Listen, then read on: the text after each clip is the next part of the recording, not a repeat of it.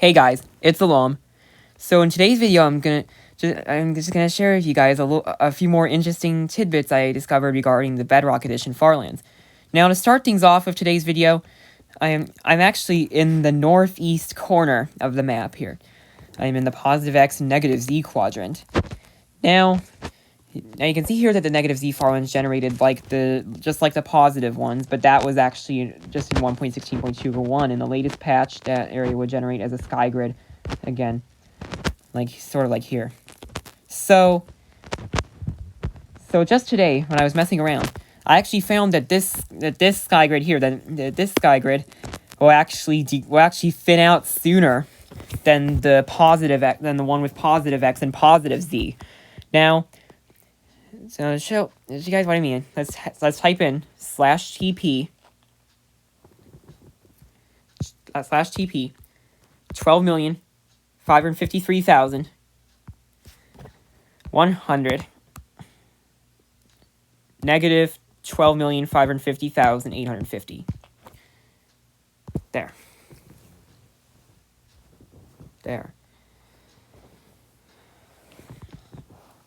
All right. So right now, it's not much of a difference from what you guys saw before. However, right around here, you will see that the positive X and negative Z quadrant corner far lands start to thin out. Start to noticeably thin out. And I'll actually explain why a little later on. But in the positive X and positive Z quadrant, we would have to travel all the way to X 12,561,029, with keeping the Z coordinate near the initiation of the far lands to see the sky grid thin out. However, here that actually happens much sooner, and we actually passed it, I believe. So you just load in a little more. Yeah. So you can see that the sky grid is much thinner, or where I'm at now. So I'm about 12,553,400 blocks on the x-axis, which is only about 2,600 blocks in, whereas in the positive Z and positive X quadrant, whereas in the positive X and positive Z quadrant, it would take 10,000 blocks for the sky grid in the corner far lands to start thinning out. Now, in case you're wondering why that is, it's actually because as the point where the sky grid thins out, and the positive X and positive Z quadrant actually gradually comes closer and closer to the initiation of the far lands as we get further out in the Z-axis. I found it to be somewhere around 12,555,000 by the stripe lands coordinate on the Z-axis. But when I tried at Z 12.758 million, I didn't see it thin out at all at 12.555 million X in the X. If you recall my explanation of why the far lands and in the negative directions generate their positive counterparts after 12.758 million, which is the ocean down the bedrock in the x-axis and the sky grid on the z-axis. You'd remember that the remainder would jump to, or not really jump since it's in the negatives, of course, but yeah, the remainder would suddenly jump from normal range to negative, all the way to negative 2 to 32, which is, and when plugged into the equation that's used to calculate inputs for interpolation, even just a remainder of 35.5 million approximately was enough to overflow the float and cause the inputs to be used in interpolation to be interpreted as infinity. And this is a remainder of negative 4.295 billion. So the negative far lands are basically like the positive ones started from 37.6 million blocks out instead of 12.5 million. So basically, the negative far lands generate like the positive ones do, starting from 3 times the distance.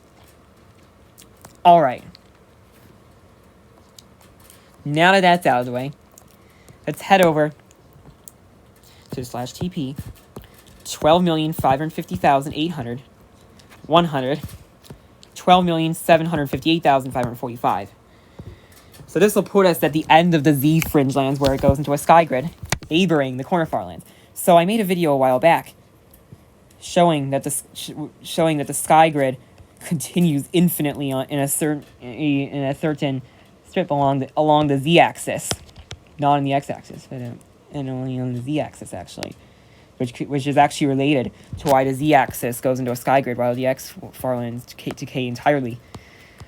Now I showed it in the end only at the time, but as you can see here, it does happen in the overworld too.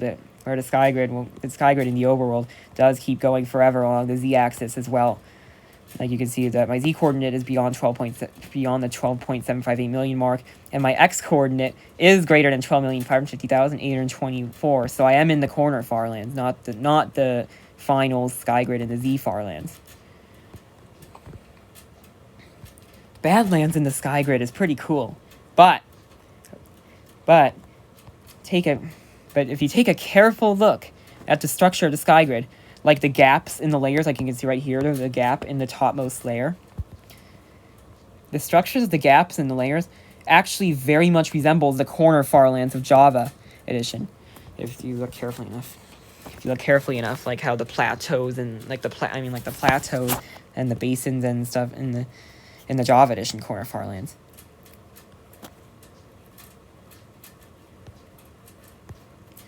All right, but if we head over into the far Z sky grid in the edge far lands over here, now you can see my x coordinates less than 12,550,084. If you look carefully, you will find that it is structurally similar to the edge far lands, and there is even repetitive terrain within the sky grid here.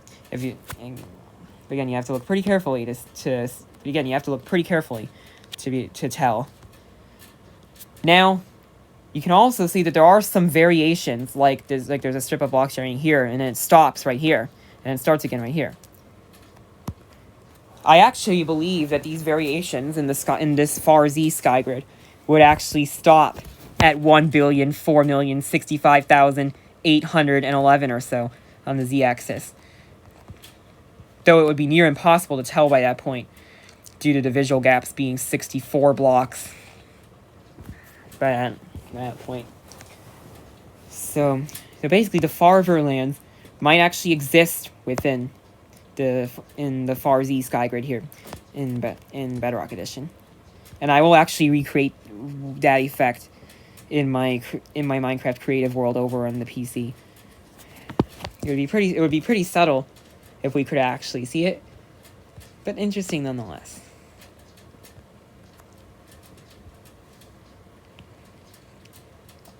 Now let's hop out of this map here.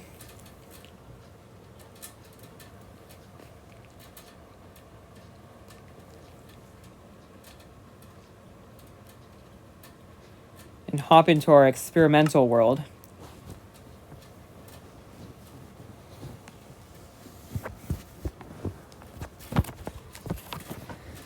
And building terrain, like me in the creative.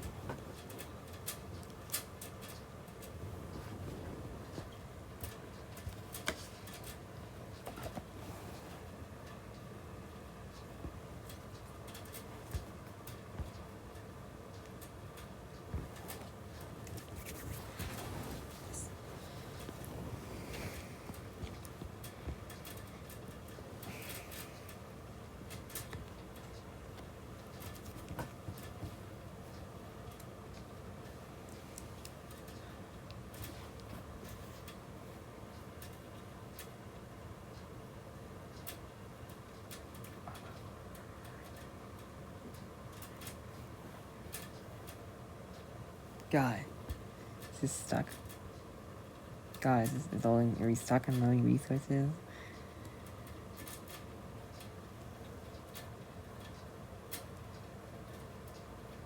God.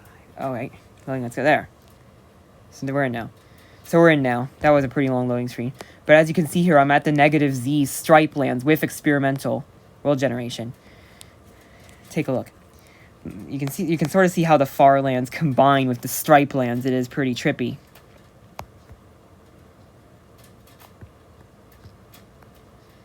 Now if I type in /TP 12,559,913 100, actually no, let's do 140 and then 1.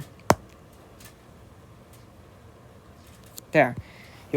I put myself so when this loads up here, you'll see that I'm at the first stage. I'm actually at the first stage of the degrading of the X far lands normally. I've been doing an experimental world generation. So you can see at 12.559 million, the caves and cliffs far lands suddenly transform into terrain more similar to the regular far lands, sort of. Which is sort of the inverse of how some stretches of terrain would just stop generating. There's a shipwreck right there.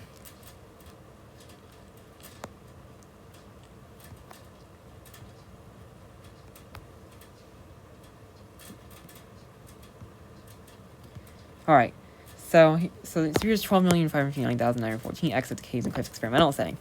So now, let's head to 12,561,029, 140, and then 1. So you can see the true, fringe lands with the caves and cliffs experimental world generation. So it sort of resembles normal terrain. Map is taking quite a while to load. So here is the previous stage of the degrading, which normally was like which in the default world generation is actually the edge far lands and fringe lands hybrid, which starts at 12,560,361. So here's the previous stage here, and this way is the true fringe lands, which sort of resembles stretched out normal terrain at the top. The reason that it now, thickens into an elevated land instead of decaying into ocean down the bedrock is because we added in cave noise and its blink which carves out air in solid ground, and its blink map is entirely solid.